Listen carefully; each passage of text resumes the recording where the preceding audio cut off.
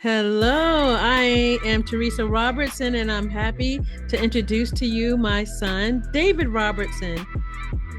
David Hello. is my middle child, and he is amazing. I'm a big fan of his. He has a brain like I've never seen anywhere else. He can learn almost anything.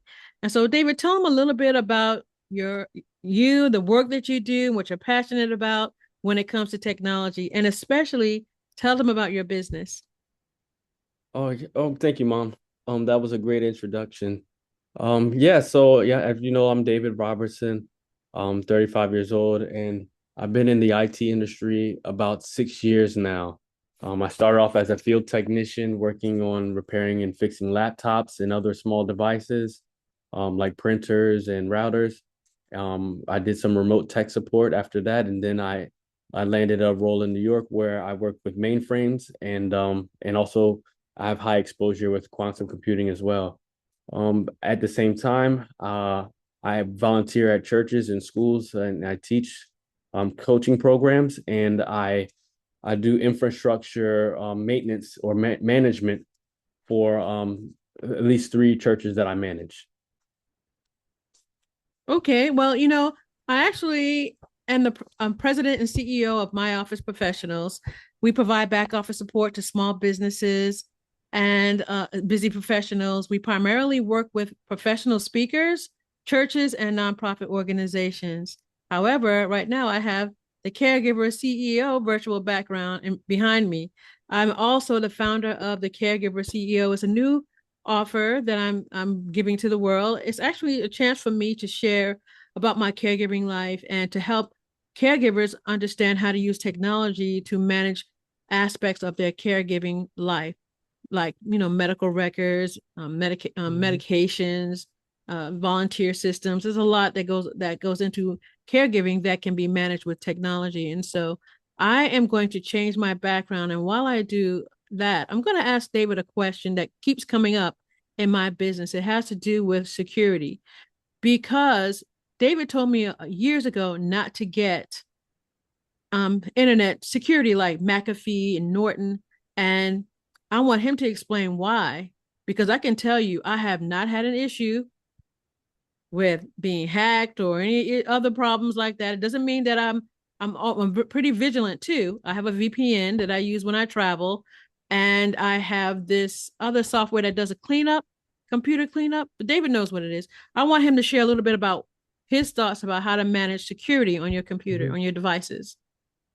Yes, you were right there. This is actually a very popular, one of my most talked about subjects here. Like, what do we do about security? What do I need on my computer to stay safe? Do I need to pay for something? Do I go free? Like, what is going on? What's the difference between McAfee, Norton, and what my computer already has? So I can break it down for you, but we're gonna break it down in chunks. So let's do it like that. First difference is, as you know, one is a service that you pay for, and one is a free service. The offset is when you're paying for a service, they'll do the work for you, or you trust them to do the work for you. But if you go do the free service, you have to do the work yourself. So our Windows computers and these MacBooks, they come with built-in security already. They would not sell you a computer that did not come with security. In Windows, it's called Windows Defender. In MacBook, I think it's maybe Firebolt or some other kind of security device. Even our phones come with built-in security, so it's already there. The problem is, how do we prevent all these malicious attacks, and how do I keep myself safe? And also, like, what do I choose to do? Do I want to pay for them to do it, or do I want to do it myself? It all comes down to preference and responsibility. Me myself, because I'm a tech savvy person and I'm always on my computer and I know the tools to look for, I will always try to do the tools myself. There's about seven programs that you run and manage on your Windows computer. It's like Windows Defender, it's Virus Scan, it's Defrag, it's Disk Cleanup. It's you have to manage Task Manager. You have to close a bunch of stuff. You have to do a lot of things to keep your machine healthy. You have to run updates. You have to run optional updates. You have to check all these different places that a lot of people don't know how to check. So what they do instead is they pay. They pay for McAfee or Norton for them to do it for them. There's nothing wrong with that. But the issue is this: when you decide to stop paying for those subscriptions, they do not revert back to what you had before. When you pay for these subscriptions like McAfee and Norton, you are paying them and you're telling them you can have full control over my computer and my system. And I just want to be somebody to just enjoy the experience. But I'm gonna pay you, you're gonna update it, keep me up to date, you're gonna do all that, and you're gonna make all the changes that you need to make in my system. I'm gonna trust you, McAfee, who's also a convicted criminal, who still has a product. Don't even know how he still has a product in Windows, but he does, named after him after he was, what I'm saying, escaped the country and have all this fraud stuff going on. I don't want to use also, I don't want to use any product with his name on it. I don't trust him. So why would I trust purchasing McAfee software as well on my computer? Anywho, we don't know who Norton is. I don't have any problem with Norton. But the problem is when I give these people control over my system, they make a lot of changes in the background. And when I'm just tired and when I'm done paying that subscription, they do not put those changes back the way they used to be. There is no like, hey, I'm going to re-enable your virus protection because you're not paying us anymore. No, you don't pay them anymore. And they storm out like they storm out of your computer like a crying child. They storm out. Are you sure you want to get rid of us? I know you shouldn't get rid of us. Oh, there's a virus detected now that you deleted us. There's a virus now. All of a sudden now there's a virus when you choose to delete me. All those are fear tactics to make people stay subscribed to those contracts. And somebody that doesn't know, they're gonna panic and they're gonna be like, I don't know if I should delete McAfee now because I might be getting a virus. It keeps saying I'm getting a virus. But what happens when you delete it? After you delete the McAfee, you go and you check. Do I have a virus? Most of the times, no. So you know that the app is malicious. Even when they're on their way out the door, they become more aggressive as you cancel these subscriptions. So the best thing to do is to not even engage with these subscriptions. Delete them as soon as they come on your computer. Manage the hardware yourself or find somebody as a family and friend and work with them on a trusted basis where they come to your home or they remote into your computer once every quarter and they run your updates. They run everything to make sure everything is smooth and clear. Someone that you can talk to, someone that you trust that you can have other answers for, and it will cost you less than your subscription. Good answer. So if you're a person who maybe you don't have anybody you know in your family that can manage all of that for you, what do you recommend? Because I know you told me to get the software that's native to my system, right? Get the Windows Defender. So if you have a Well, PC, start there. Well, Windows Defender already comes built into your computer. It's already built in, it's already enabled. And when you purchase McAfee, it disables the built in Right, security to re enable whatever else you just purchased. And right, then it doesn't re enable it back. That's the right. problem. So it disables what my computer already knows it needs. I don't like that. I want to run with Windows Defender. If Windows Defender says I have a problem, I know I have a problem. If my Windows virus scan says I have a problem, I know I have a problem. But just because McAfee says I have a problem does not mean I have a problem. I don't, just because they say it, you have to do a lot of checks to find out if what's really going on. And these virus protection plans, although they do work, it is very devious about how they Okay. work and who they work for. No, you recommended some software to clean my computer. Yeah. What was that called? Like, I know it's on my PC, but I So don't so know. what happens when you're going to all these websites and you're downloading all these programs, it catches a little bit of data and it puts it into like a cache or like temporary files that builds up, and your temporary files can go up to gigs. You can have several gigs of data that just needs to just be deleted. I mean, it's just like clearing your history browser. Your computer also stores that too, and it's specifically under disk cleanup. If you type in the search bar and you type disk cleanup on your Windows computer, and then you check mark all those boxes, and you see how much storage space is saved if you delete all this, that's one step to keeping your computer safer. And then you have to go and do your Windows updates. But not only that, you have to scroll down and click optional updates too, that they don't tell people about. The optional updates in Windows Update are not optional. They're not. Because in the optional updates, you will find firmware updates in the optional updates, BIOS level updates, system level updates in optional, which should not be there. So when you're wondering why is my computer going slow, I ran all the updates. Are you sure? You sure you ran all the updates? And then that's when you should contact me or someone that works with me for us to really see if you really ran all the updates, because there's an optional updates tab and it's usually a lot more in there. Wow. Wow, David, that was amazing. I love hearing you talk about technology. You're so passionate about it. So, I have another question. It's not about security. It was about trying to see if I can remember what it was. It kept coming up as well. Uh, Give me one moment.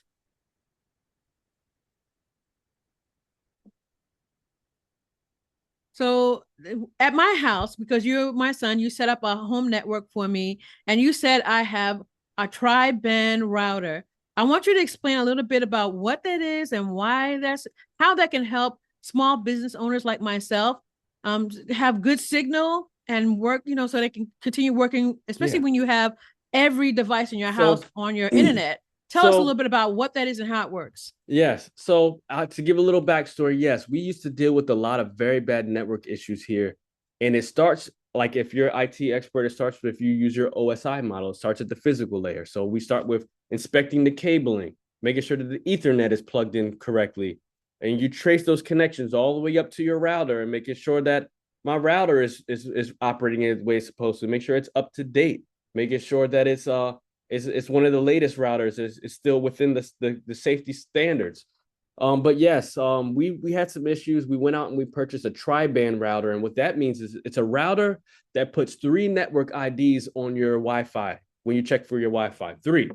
One is going to be a network that has long range but short signal strength, but long range. So meaning like you can go out on your deck and you can be connected to the network, but it's going to be a little bit slower.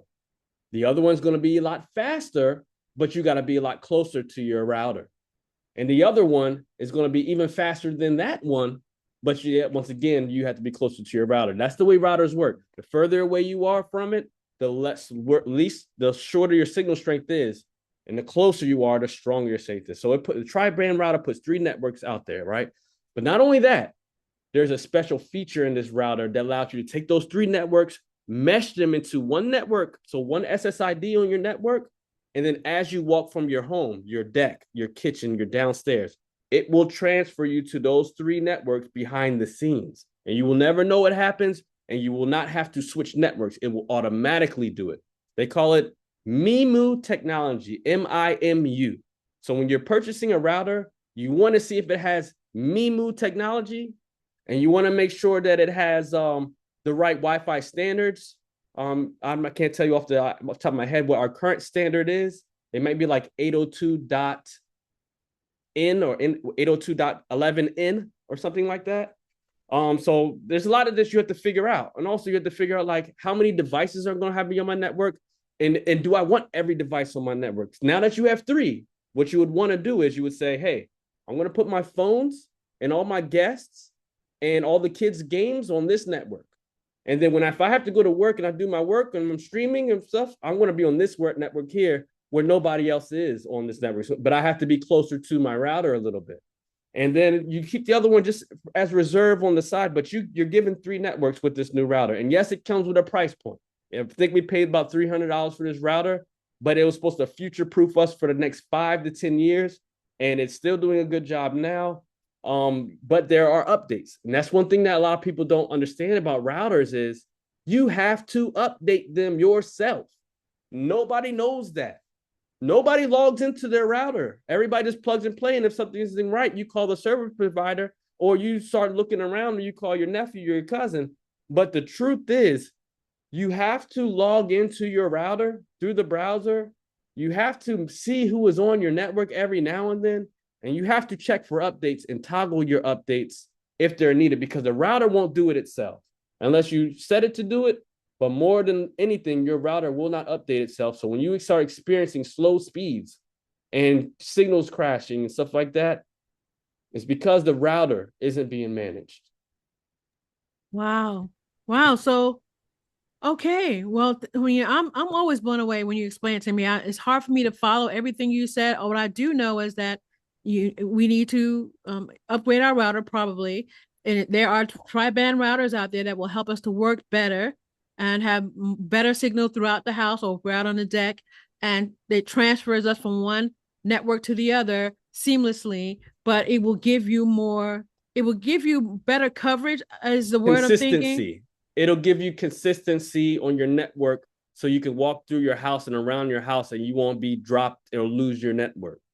Right. And so as more devices are added to our network, it can handle the load. It'll handle the load, yes. And then you just give everybody else the network that you don't want them to use, and you reserve a network for yourself and for your business.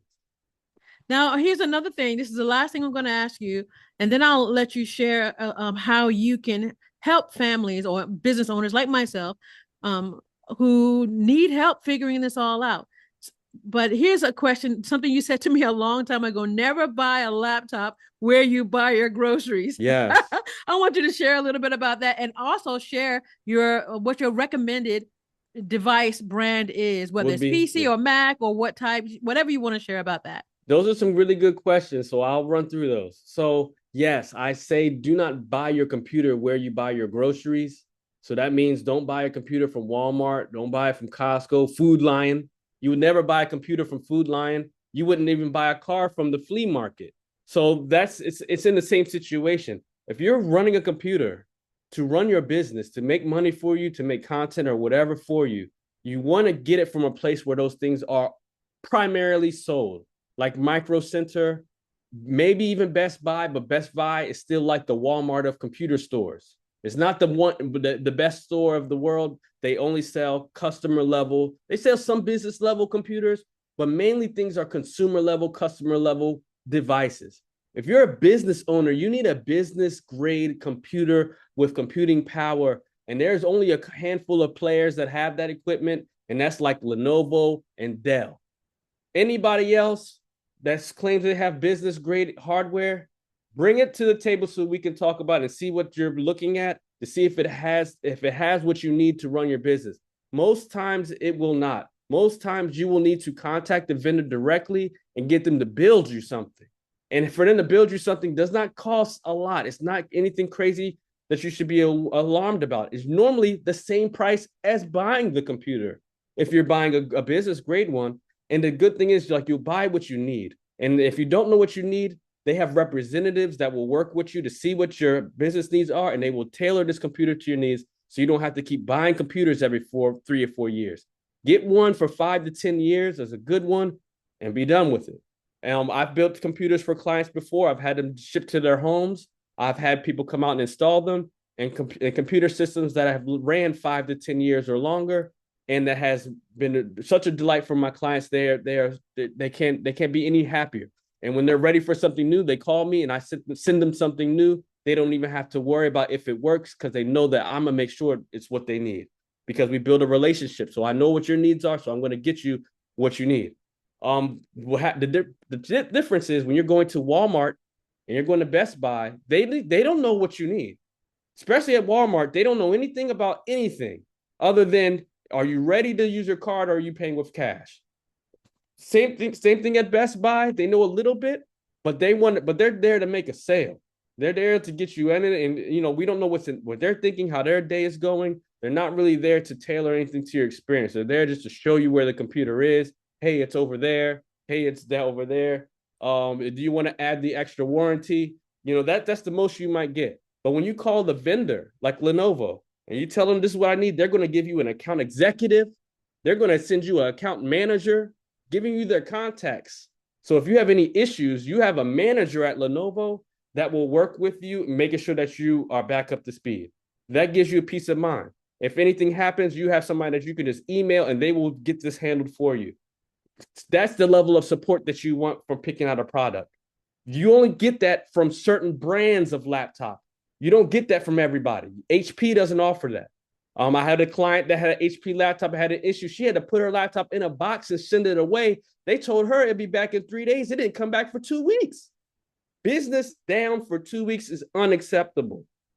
So be aware of what you're buying and who you're buying it from, and know who the leaders are that are going to give you the best support when something goes bad. When something goes bad, this is what you want. You want to make a phone call? You want to make an email, you want somebody to come out immediately the next day to your house with a part in a box. You want them to sit at your table and fix it at your table, show you it's working, and then you want them to leave with no cost to you. That is what you get from business level service, business level grade products, where you enter into a business contract with the vendor. And yeah, they all offer business packages, but there are some leaders. And right now, the leader is Lenovo. They are not being beat on the business tip. All their hardware is the top of the line, military grade laptops. I'm saying if you drop this laptop and it breaks, they will be surprised because it shouldn't break. So that's just so that hopefully that answers that question of like where do I shop for my products and who do I look for and like sorting through that. But that's just on the Windows side. When it comes down to the Mac side, I'll tell you what you're looking at. What you're looking at right here. This is what you get when you buy a Mac. You're telling them I don't really want to manage this device at all. I don't want to manage it. I want the device to manage itself. If I lose it, I want it to be able to find itself. Or I want to be able to make a phone call. Like I want to turn all the responsibility over to Apple and I just want to work as a user. Great. A lot of people, that's fine for them.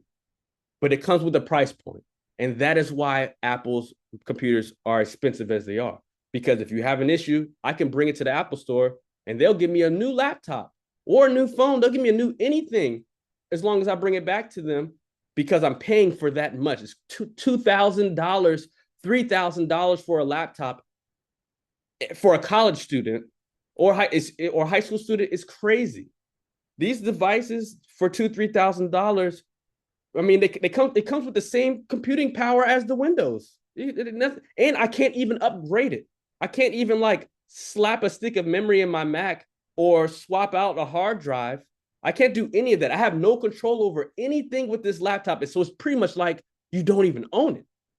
It's pretty much like you don't even own it. If I can't do anything with it, if I need to, I have to go to somebody authorized to do it. It's more like it's theirs and they're letting me use it.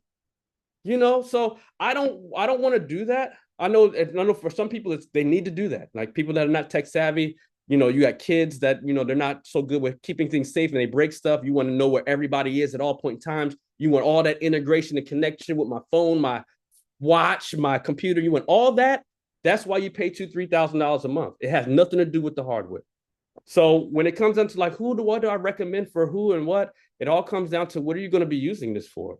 If you're going to be using this computer for basic web browsing, a little bit of data processing, data management, some web conferences, go and get you a Windows computer, a pretty decent Windows computer, and just be done with it. You don't even need to upgrade the hardware. Just go and get a decent computer, and that be it. But if you're like, hey, I need a computer because I have a lot of workload, like I'm running 10 programs at a time. We're talking about programs that use computing power, resources, not just like I got this open. I'm talking about something that when I double click that button, I hear my fan spinning because I know it's doing something, and I got a lot of that going on. And then I know when I'm opening all these programs is making my computer going slow.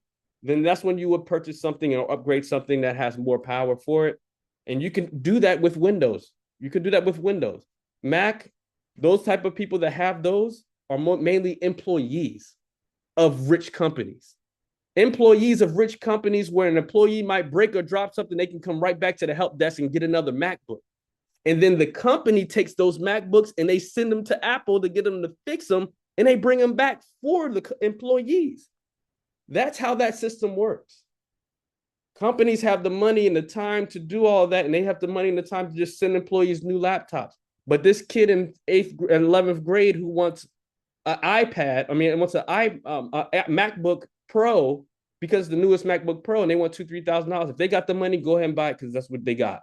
But it does not make sense to buy it if you're not using those resources as intended. If you're buying a MacBook for $2,000-$3,000 to watch YouTube or to be on Facebook or even to be on Microsoft Word, it's ridiculous.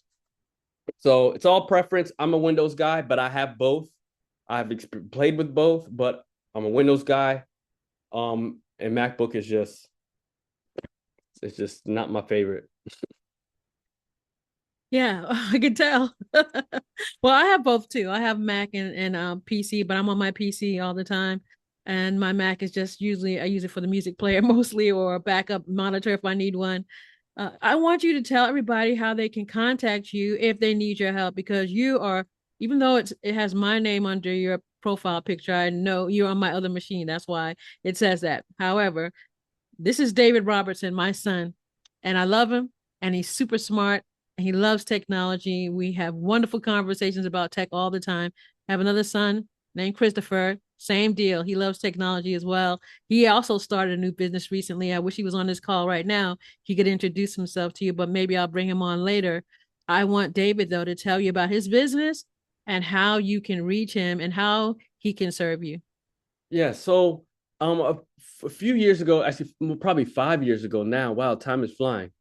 5 years ago, I started a business called LifeTech where we work to solve these kind of problems. And I started off by helping my mom, helping her with the internet and the stuff going on in our home and being the middleman between her and the service providers because we know these service providers are crooked and they're scammy and they will take your money and not say a single thing back to you unless you do.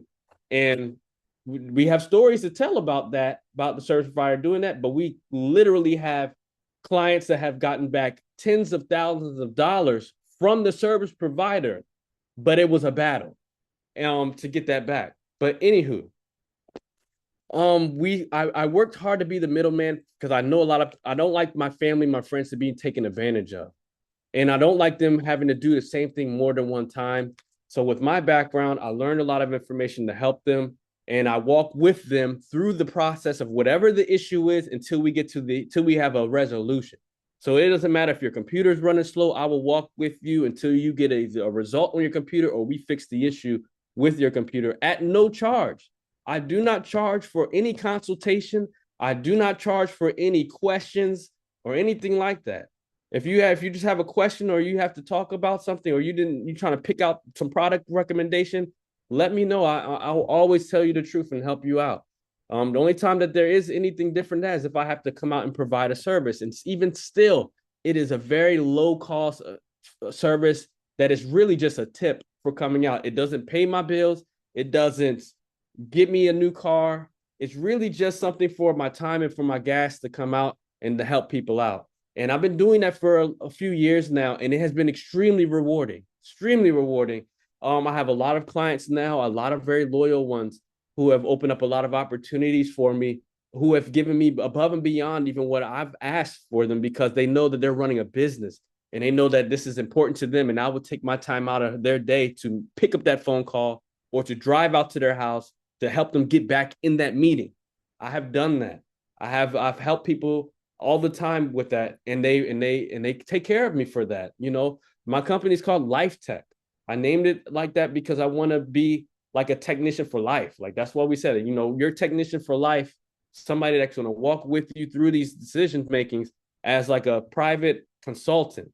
And yes, I used to work in consulting, so that's why I understand how to do this. I worked in consulting when I was working remote and in asset management. So I use a lot of the little different skills that I have to help my clients get what they need and keep these businesses running because I understand how important it is to have your business running and to have money coming in the house.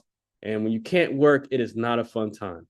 And if you lose all your data because you have a faulty computer or because you trusted some technician somewhere that you met on Facebook, I feel very bad for you. It's the worst feeling ever.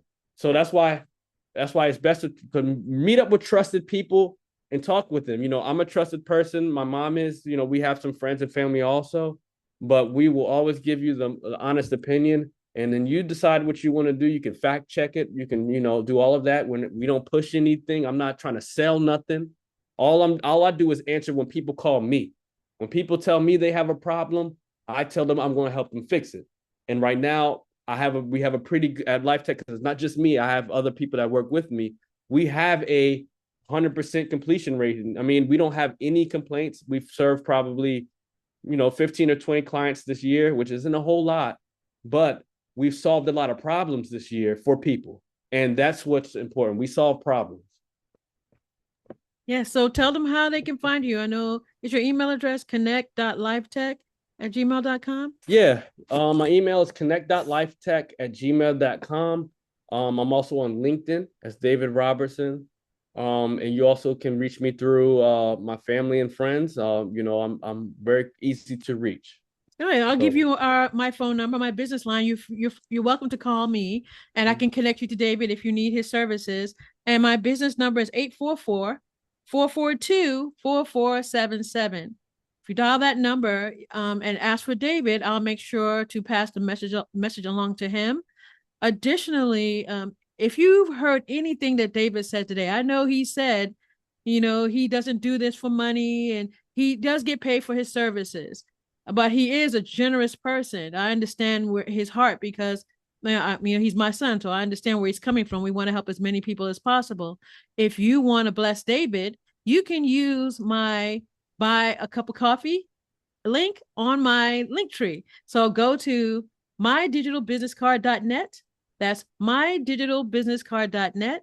Click on buy me a cup of coffee, and any donations I get today or anything that comes through today, I'll make sure I pass it along to David because I appreciate him so much. He has been a blessing to me. He's the reason why I stay in business. I don't have to worry.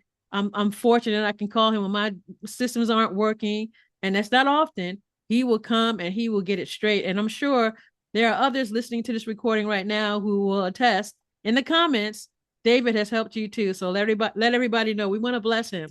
Thank you, David, for coming on today and sharing that information with us. I so appreciate you. And I hope to bring you back again. We'll have some more topics. If anybody has a topic that they think we should discuss publicly, make sure you put that in the comments also. And I almost forgot.